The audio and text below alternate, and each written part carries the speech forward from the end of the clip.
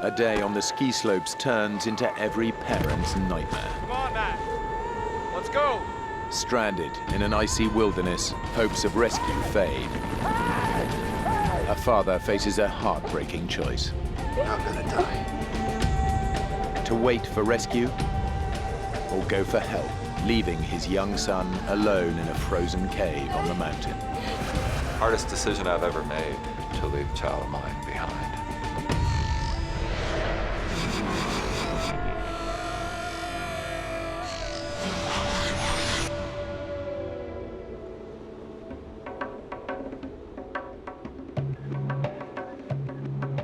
Kartalkaya, a mountain ski resort in northwest Turkey. We had boots that you laced up.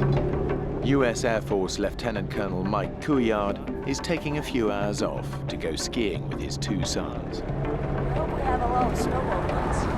Mark is 12 years old. Don't hit me in the head. Matthew is 10. The family is based in Turkey, where Mike is part of Operation Provide Comfort. After the first Gulf War, the American Air Force flew thousands of missions to protect the Kurds of northern Iraq.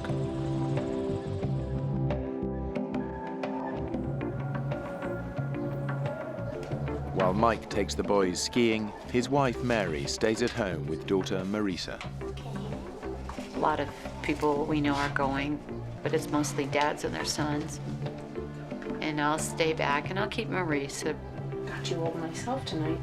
Mike and Matthew can hang out, and Mark can be with his friends, and it'll be a great father-son day.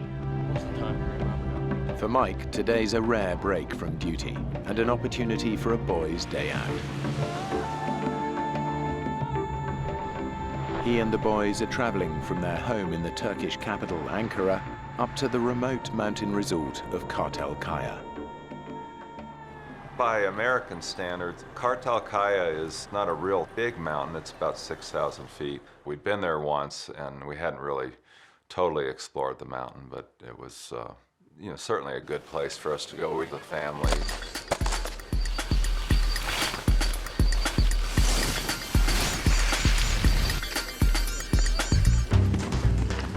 I thought, well, what a great time for my sons and I to get some bonding time. Get out of it. Matthew's got a quiet strength and heart of gold. He just cares about people. Mark's always been a very curious one, very adventurous. After lunch, Mike and Matthew head back up the mountain, while Mark stays behind to ski with his friends. Matthew and I were together, and Mark and his friends gonna go on their own for a while.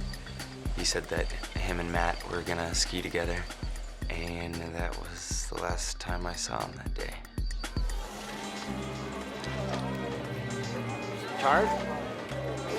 We were pretty tired from skiing all day, and the resort was about to close, so we decided to go on one last run and take 3 different lifts all the way up to the top of the mountain. We've been skiing in Colorado where you have a nice sunny day and then you see these wispy clouds rolling around the top of the mountain, and that's kind of what it was starting to look like.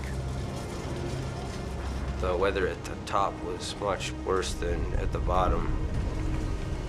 The mountain of Kartalkaya is rarely welcoming.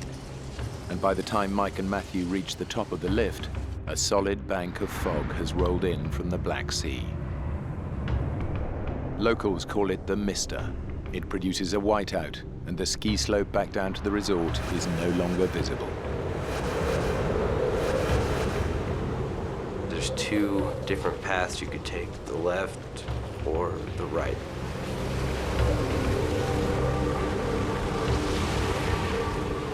It just was getting harder and harder to keep sight of the trail. Snow just kept getting thicker and thicker. We started to realize that no one skied down this hill in quite some time. We've lost the lift. I think it's over there. We'll have have to sidestep up the slope. Realizing that they've skied down the wrong way, Mike and Matthew start climbing back up the hill. I kept thinking that we would get to the top of the hill, we'd look down and see the resort, the hotel, the wide open expanse, and we just found another hill up in front of us. Dad, we're so lost. Instead of going back up the way they came down, Mike has led his son round to the far side of the mountain. They're heading away from the ski resort into an icy wilderness.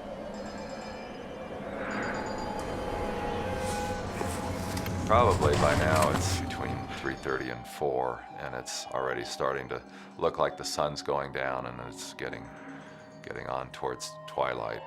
Dad, you okay? It's okay. I'm good. Down at the ski resort, the bus home is about to leave. Have you seen my dad? Mark hasn't seen his dad and brother since lunchtime. Have you seen my dad? When I got to the bus, my brother and dad weren't there. Have you seen my dad? So I figure, the bus will have to wait a minute, but they'll show up, and they didn't. We've gone miles by now. I just knew we couldn't go on. Matthew was just totally exhausted, cold and soaking wet. We were in a complete whiteout and the temperature was dropping by the minute. I just couldn't believe the situation I'd gotten myself into.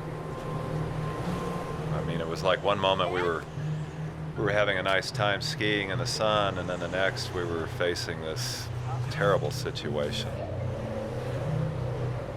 We're already looking at darkness, and we're still not anywhere close to being able to connect with this bus.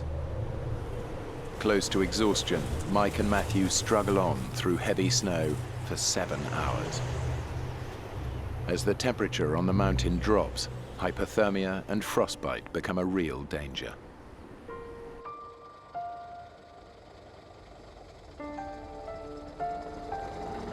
As the bus drove away, it was pretty much that moment when I knew that something was really wrong. And I didn't know if I would see them ever again. The darkness on the mountain closes in as the blizzard rages on. Mike has no idea which way to go or whether to keep Matthew moving. We can't keep doing this. He's just done, and I can't carry him. I make this decision anyway. Let's stop.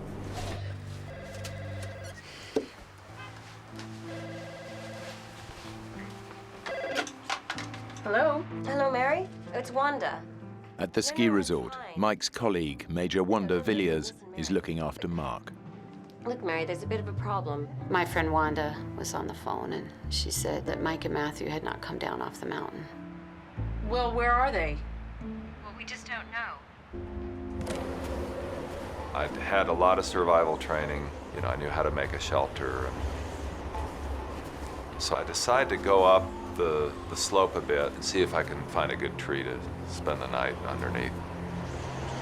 Just took my ski and wove it in between the branches, put our ski poles in there and branches off the surrounding trees, and just wove those in, and it made kind of like a little roof.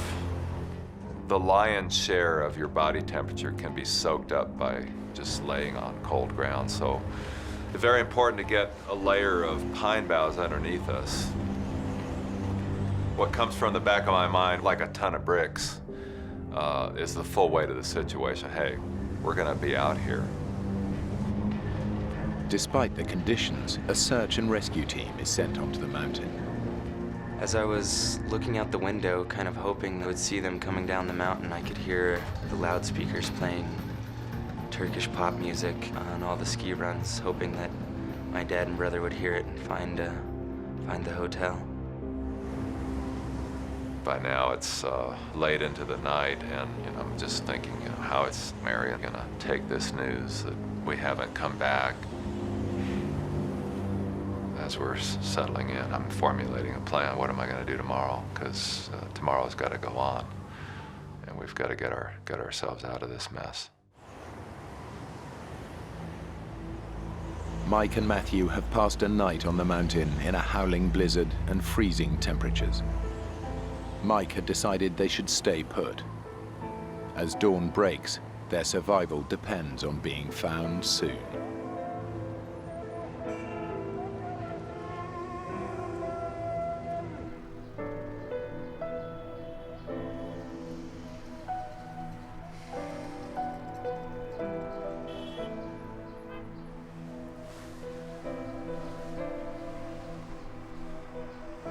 I've sort of kept it from Marisa that they didn't come down off the mountain. Where's Dad? Come and sit down here. But I know it's morning now and the phone hasn't rung in the middle of the night. So I have to tell her. With daylight, special forces from Mike's airbase swing into action. This time their job is not to protect the Kurds, but to look for one of their own. Turkish troops with their local knowledge join the operation. Mike's commanding officer is leading it.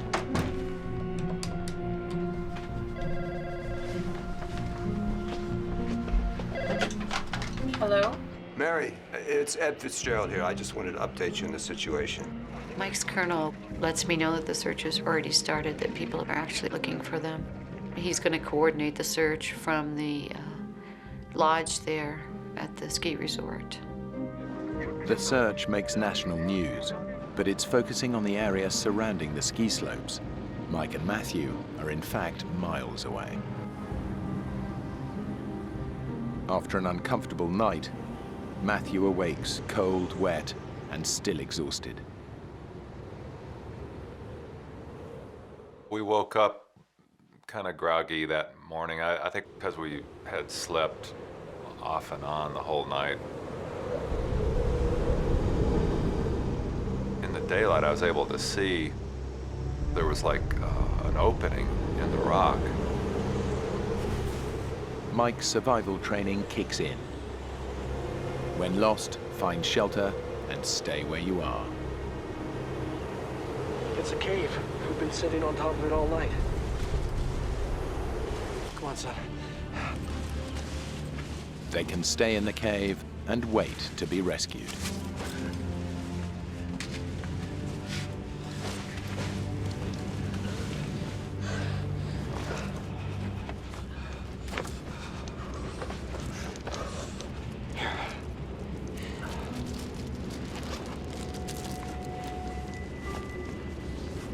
Dad, can I have another one? I should save it for later. Here, get this off.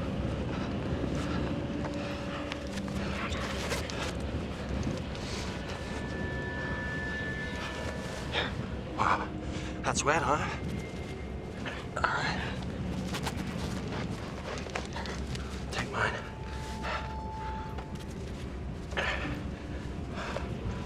Put that on.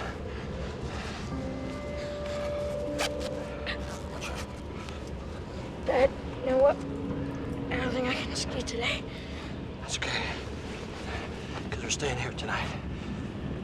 First rule of survival: give people a chance to find us. Yeah? They'll be looking for us right now. How will they find us? The snow will stop soon. They'll find us. I knew there were certain things that I could do to enhance our chances of being seen. Just took my skis and planted them as a big X, the international distress signal for skiers. I just hoped that there would be people come up and see those, and if they saw the skis, then they would be able to find us.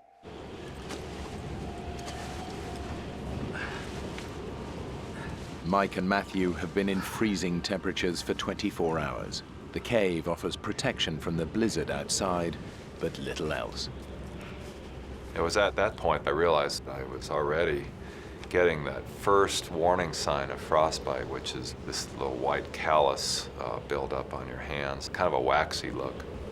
Here, let's get this off.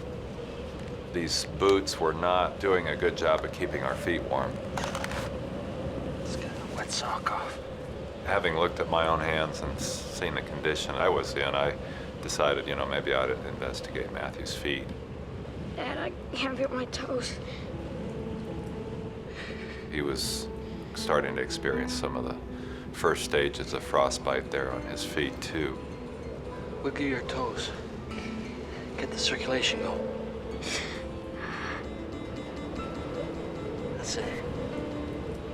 I'm not gonna put your boots back on. Here, give me your scarf.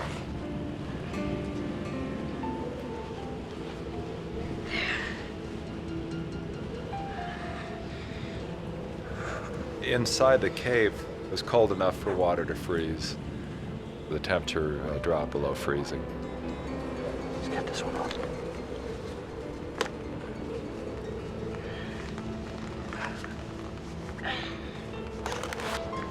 Here we are in this tiny cave, this little crack in the mountain, in a raging blizzard, and we're both in the early stages of frostbite. If we didn't get help, we were just going to die on this mountain. The ground search is called off as night falls. It can't begin again until morning. Thanks a lot. All right, bye. I'm getting phone calls. Well, it started out once a day, but that just wasn't enough. No news yet, honey. There's just too many hours where we didn't know what was going on, and so you get your hopes tweaked every once in a while, and it just seems like all the little hopes just keep getting put out. One of our immediate needs was just keeping ourselves hydrated. The bottom line was that you really shouldn't be eating snow. Better stop. Don't eat anymore. You gradually lower your body temperature to the point where you get hyperthermic, and you're making your situation worse by just trying to keep yourselves alive. What was that? Just a small animal, nothing to worry about. Remember when we were in the Mediterranean? All that Italian food? And you and Mark, you just wanted to eat burgers. Yeah. Dad, I thought they would have come for us by now. Yeah. I'm sure they'll find us tomorrow. Yeah. That was real fun. It was nice to just focus a little bit on those little stories of the day and get our mind off this terrible situation that we're in.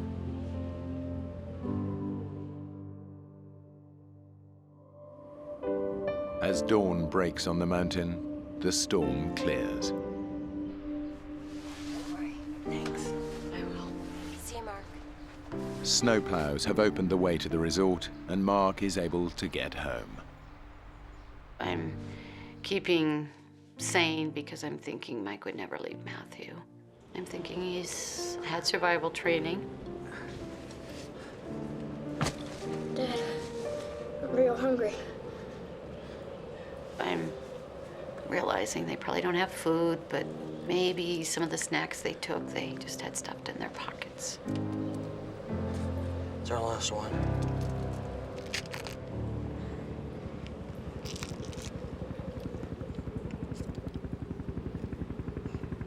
Do you hear that? What? Helicopter. Come on, Dad. Please go. I can see us. All of a sudden, a shot of adrenaline took over, and all action again. Scrambled outside, and to my amazement, this helicopter just literally seemed like it was flying out of the mist. But as suddenly as this helicopter appeared out of the mist, it was gone. I knew it was almost a hopeless case. I just was too far down into this little valley to be seen. The good news was I knew they were looking, and I knew they would be back. The helicopters called in for the search were actually part of Operation Provide Comfort.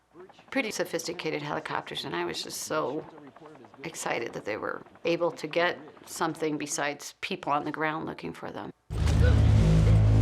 Quick, Matt, they might come back. Dad, I can't get my boot on. It won't fit. I'll help you.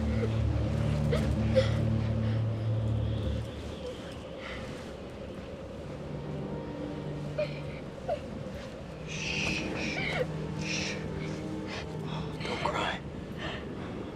I'm sorry, Dad. It was one of ours. It was a Black Hawk. No doubt. And next time, I'll make sure they see us. To see this Black Hawk was a solid sign that they were putting everything into the search. I knew that would be a challenge if they ever came back, that I'd have to figure out a better way to be spotted.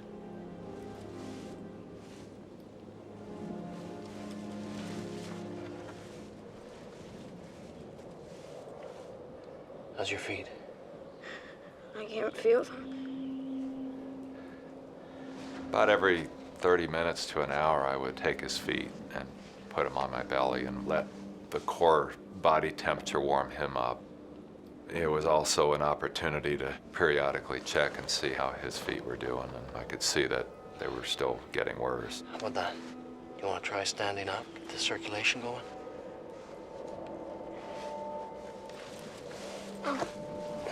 Dad, let's just stay here.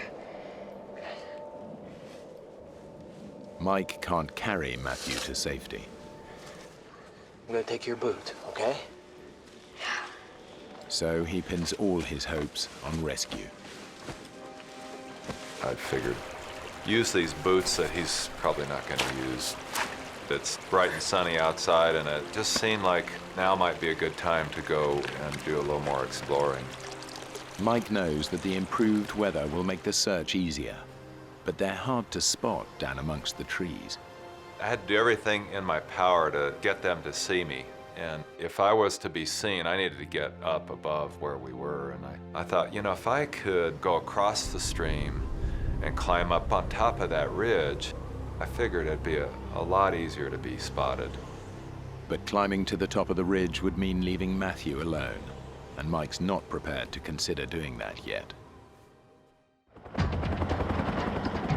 The search is still concentrated around the resort. Mike and Matthew are miles away, on the other side of the mountain. It's the fourth day, and all of a sudden we heard this helicopter sound. Helicopter. I didn't have much time to get outside. I didn't even have time to put my boots on.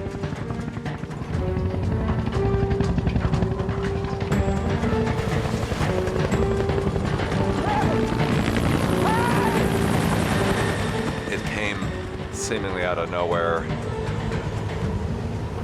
I could even see the American flag painted on the side. It just flew right over the top of us and was gone. It never made 2 passes. Mike realizes that the helicopters aren't looking for them where they are. They're flying over on their way to a search grid on the other side of the mountain. My hopes took a plunge into despair. They're never gonna find us, Dad. Matt, listen. There's a ridge I'm gonna try and get to the top of. Maybe see a way out. What's the point?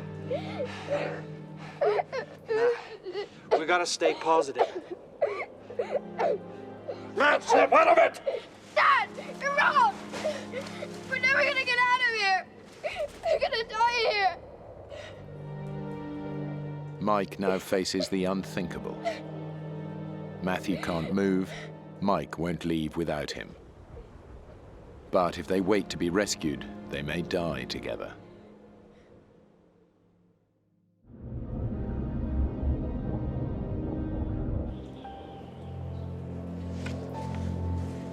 Mike's survival strategy is to wait to be found. He thinks the ski resort, and therefore rescue, is close by and visible from the top of the ridge. But as the days pass, his and Matthew's conditions are deteriorating. I kind of did this morbid calculation that, you know, it'd be better to come back without my feet than not at all. I kept putting myself in that situation where I've left a family behind without a father. I just couldn't face the reality of that. I found myself looking at Matthew as he lay there sleeping, and he just looked so peaceful, almost like a little angel as he lay there sleeping, and I became aware of just how fragile he was. One of the new developments is the Office of Special Investigations is coming over. Well, they just wanted pictures, you know, and as current as I could get them. They're talking about putting things in the paper, and I'm wondering, are they trying to figure out if they've found the bodies, what they would look like or something?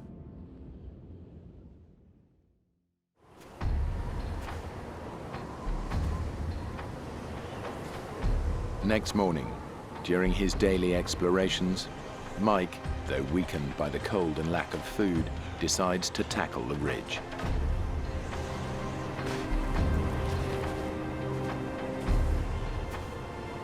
We're hearing helicopter sounds for a long time. They've come by and they've flown directly overhead, but primarily they're over in this one area. Is probably where the ski resort is.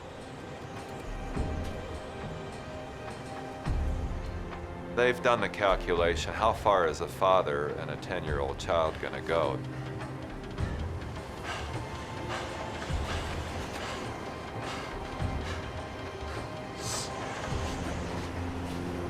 I tried it several times, and it seemed every time I did that, there were big boulders and trees falling, and I just could not get up on top of this ridge. Yeah, I understand. But we still have the Hueys, right? The search is winding down. The American military withdraws, leaving the Turkish soldiers to continue, using less sophisticated aircraft.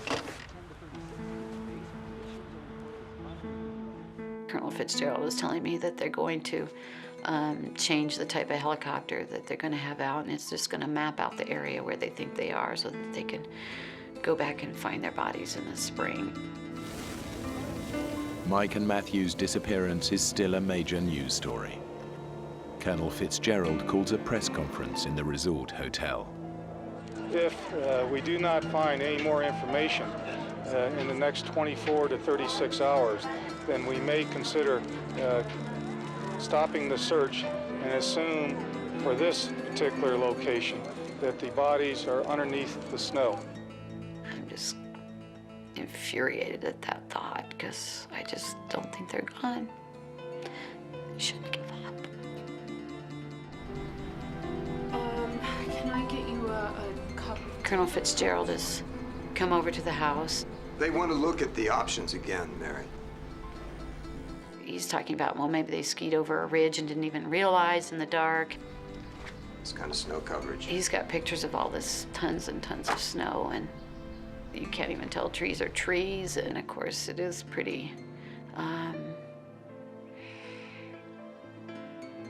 bad looking. Mike wouldn't leave Matt. They're waiting for us to find them. Yes, I don't know, I just feel like I should have a sense, if they're gone, that I would know it.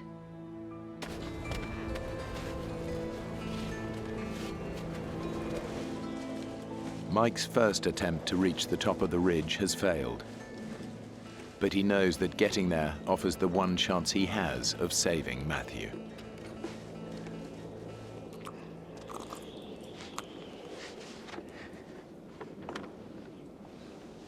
They didn't come.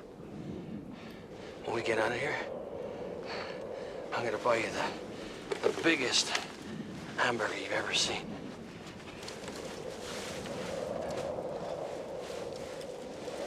And a basket of fries. And a bucket of Coke. You know what, Dad? Really? What I want is a pizza.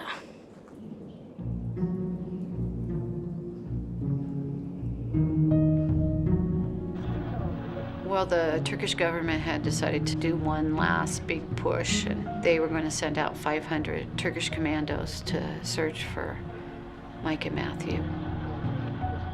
I just can't believe the amount of people involved in searching for them, and on the other hand, I'm worried if they think they're just looking for bodies, and it's hard to keep being hopeful. Silence on the mountain. There's been no sign of rescue helicopters for days. Mike realizes that staying put is not going to get them rescued. But Matthew can't move, and his condition is getting even worse. I was not pleased with what I saw. Even more of this waxy gray flesh that was not good. As careful as I was being, it was still not enough. How about that? Can you feel that?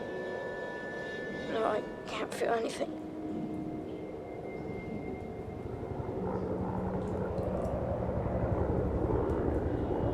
A helicopter! Dad! Sounds like a Huey. It's not worth it, son. It's too far away. The Turkish government's last search attempt has found no signs of Mike and Matthew. The rescue team doubts they could have survived for 7 days in these conditions. The search is cooled off. Dad? Uh-huh. Will I still be able to kick a ball? Your foot's gonna be fine, son.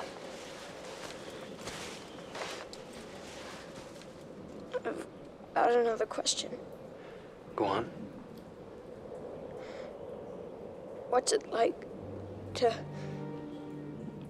to die? I didn't want him going there. You're not gonna die. But I sort of had to deal with that. I felt like if this gets worse and worse and worse and we look at death, I need to prepare him for that.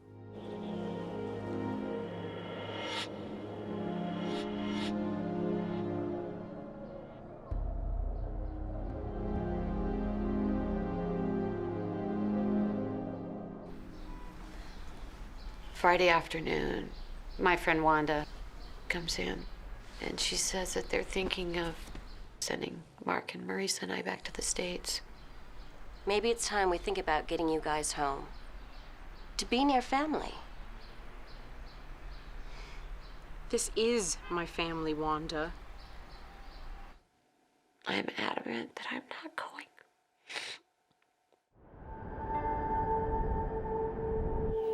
After 7 days, I began to wonder, well, how long will I even have the use of these hands?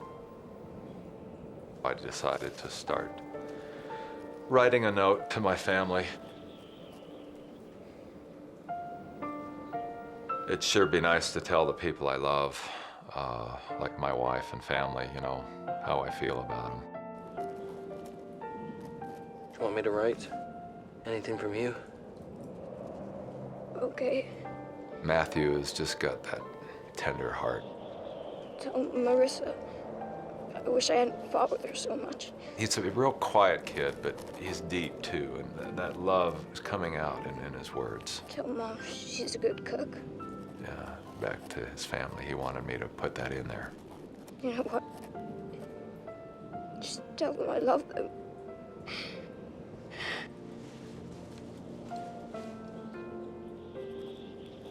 Dad, leave it. We don't have to do it today.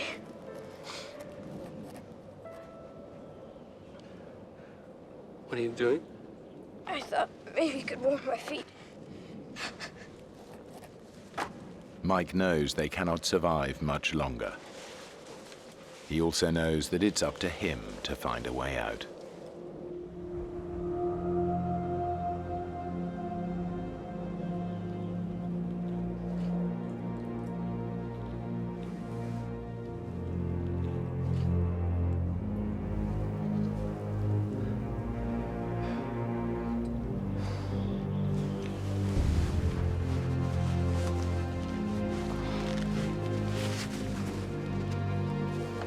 I knew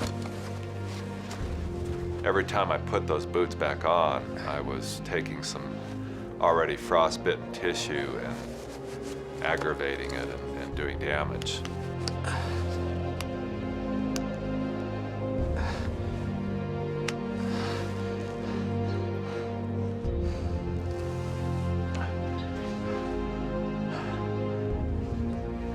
I'm gonna go back up onto the ridge and take another look.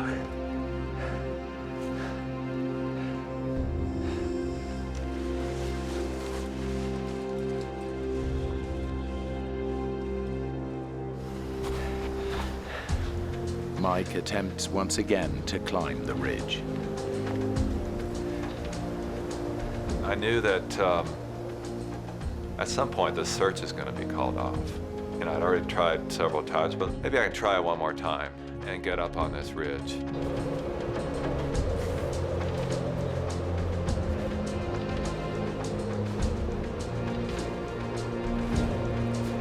From the top, Mike hopes to get a sense of where he and Matthew are.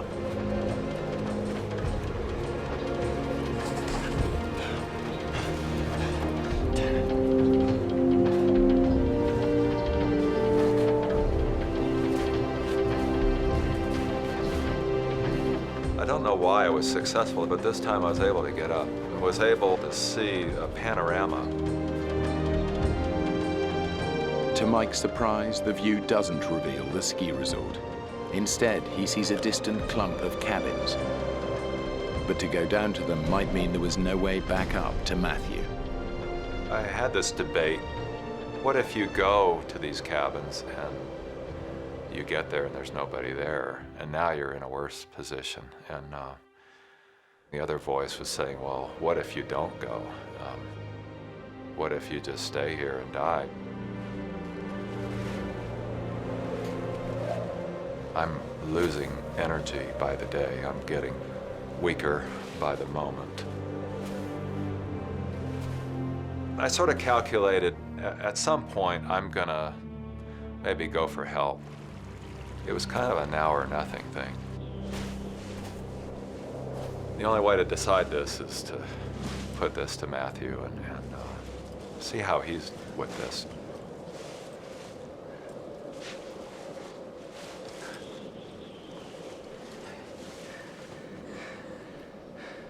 Matthew, listen. I've seen some cabins I think I can get to. I'm just not sure I can leave you behind.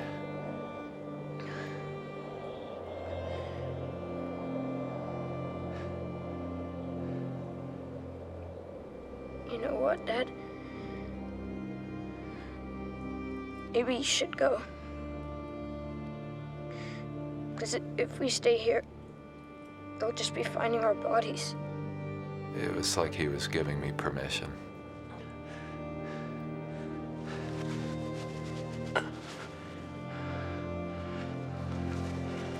I'm gonna leave you my coat, okay?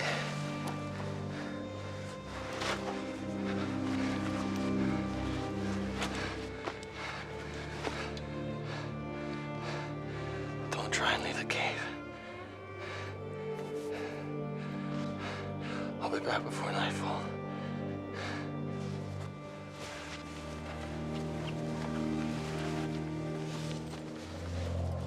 Hardest decision I've ever made, to leave this child of mine behind.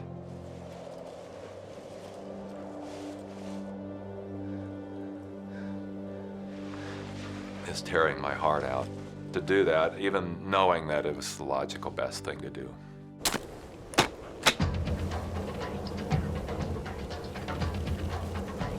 Mike skis down to a trail he spotted from the top of the ridge. Now I was finally getting up and doing something about this. That was an awesome adrenaline rush, if you will. Just the physical act of moving myself down this trail was carrying me along, mentally as well.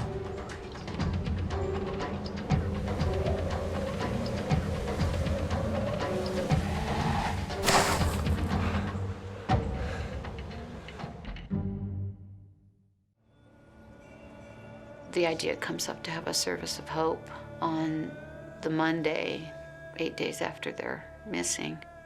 Absolutely, it wasn't going to be anything like a funeral for us. It was going to be the last big push in the spiritual battle.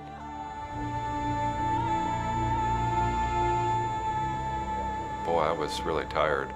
I'd have to stop every 5 minutes just to catch my breath. It was a much more weakened state than I thought. If I could just get there, there would be people there waiting for me to send help back to my son.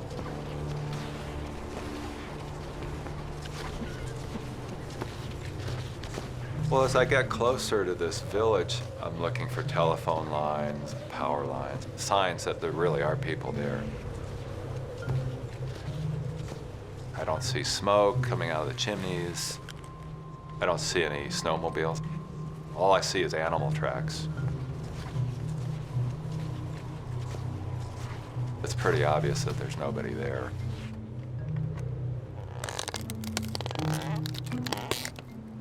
If I can get a fire started, smoke comes out of this area that's clearly been abandoned, that'll be a sure sign to the searchers that they need to investigate.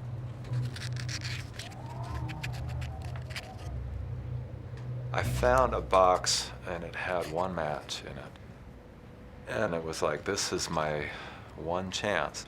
I only get one.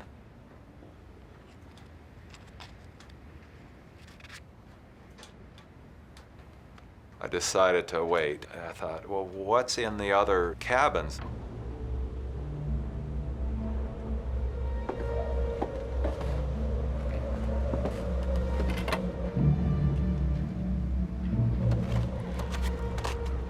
I found a bottle of kerosene, but I found no matches there either. I went back, got ready to strike my one match. Every strike I took, it was fizzling and it was not igniting. And when I finally wore out all the sulfur on that match, it was like my hopes just fizzled with that last attempt. And I knew I wasn't going to get that fire started. I'm tortured by the thought of my son alone in this cave, you know, and it's dark, and I'm picturing what he's going through. And my worst fears is he's, you know, maybe he's just lost it. The wildlife was pretty noisy. I just tried not to think about it as much as possible. I tried sleeping as long as I could.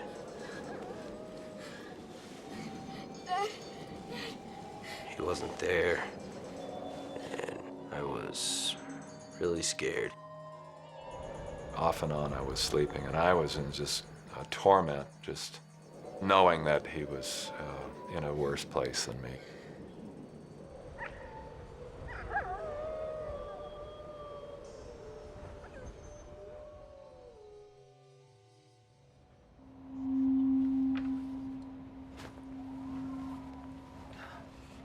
I woke up in such excruciating pain, and I imagine what it must be like to be burned, because frostbite is very much like a freezer burn. My feet had thawed and expanded to a third bigger. There's no way I could physically get these boots back on. I felt like a helpless child, you know. You know, I've lost control. Now I can't.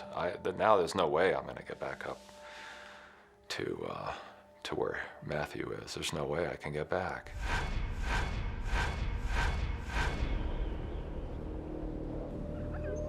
Matthew is alone in the cave. Now Mike, too, is trapped, alone, exhausted, and unable to move. I drifted off to sleep with this prayer on my lips, like, God, just help us, because it doesn't seem like anything I've done is getting it done.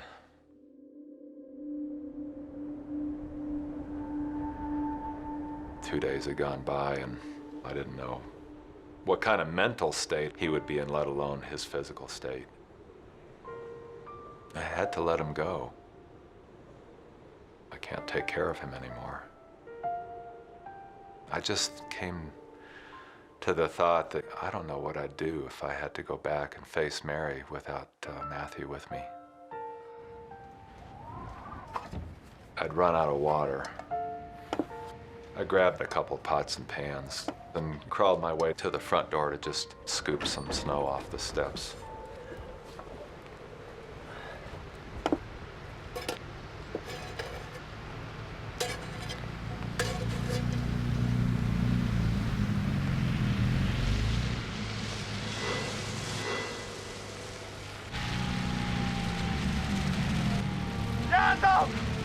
Yard up! A band of loggers has been clearing the trail of fallen branches brought down by the snow, and by pure chance, they stumbled on Mike.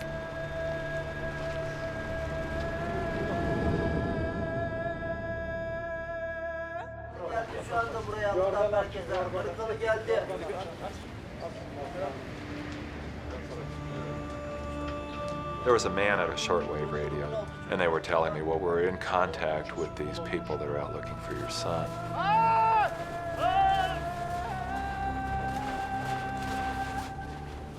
I knew that they were doing everything they could to go find him.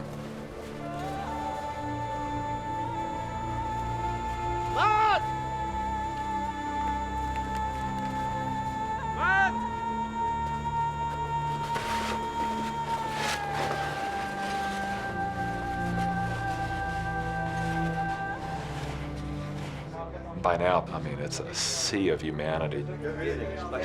People are just flooding around this little cabin. And I can see the sea of people parting. And they're carrying this little package that was my son. Hi, Dad.